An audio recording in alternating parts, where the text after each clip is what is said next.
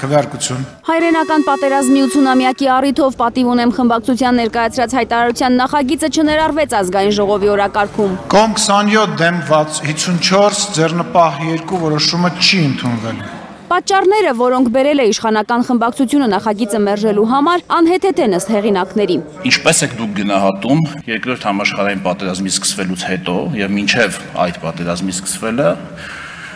սովետական միության եւ նացիստական Գերմանիայի միջև համագործակցությունը, մասնավորապես այդ համագործակցության շրջանակում սովետական միության կողմից եվրոպական 6 պետությունների վրա հարձակումը։ Արևմուտք Ռուսաստան հակազդեցության քննարկման առարկա է դարձրել ԿՊ-ն մի նախագիծ, որտեղ ընդամենը ցույց է տրվում հայերի անուրանալի դերը նացիզմի դեմ պայքարում։ Այս նախագծի շրջանառության մեջ տնելուց առաջինից փուլից իշխանությունը ամեն ինչ արել է այն ներկայացնելու որպես աշխարհաքաղաքական տարբեր բախումների ենթակա թեմաների համատեքստում։ Անդադ փորձել են այս թեման տանել մեկ Միացյալ Նահանգների, մեկ Ռուսաստանի, մեկ եվրոպական ուղղությամբ ու անհասկանալի անտեր շարժեր են իրականացել։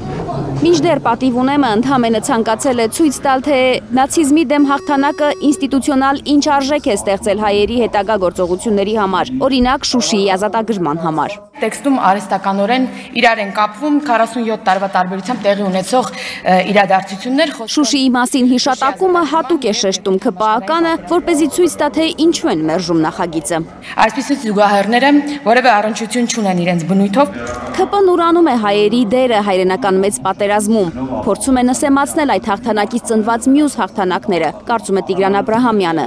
Չի ստացվի, պատմությունը խմբագրել հնարավոր չէ, վստահ է ընդդիմադիր падգամավորը։ Ի վերջո, ինչքան էլ այս իշխանությունը հայտարարի, որ Արցախը ադրբեջանական է, չի կարող պատմությունից մաքրել կամ խմբագրել Շուշիում տարած հաղթանակը։ Այսինքն անկախ նրանից դու ինչ քաղաքական դիրքորոշում ունես, եղել են պատմական իրադարձություններ, որոնք որևէ ձևով չես կարող ջնջել։ Անկախ նրանից դու ինչքան ես ատում հայերին, ինչքան ես ատում քո ժողովրդին։ Պատիվ ունեմ խմբակցության քարտուղարի կարծիքով նախագիծը մերժելու մեկ այլ պատճառ էլ ունի ԿՊ-ն։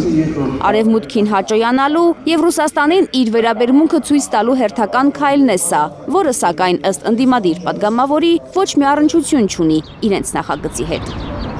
Թերեզա Կադաևչյան, Կարինե Մանգասարյան, Միլենա Պողոսյան, Հայլուշ։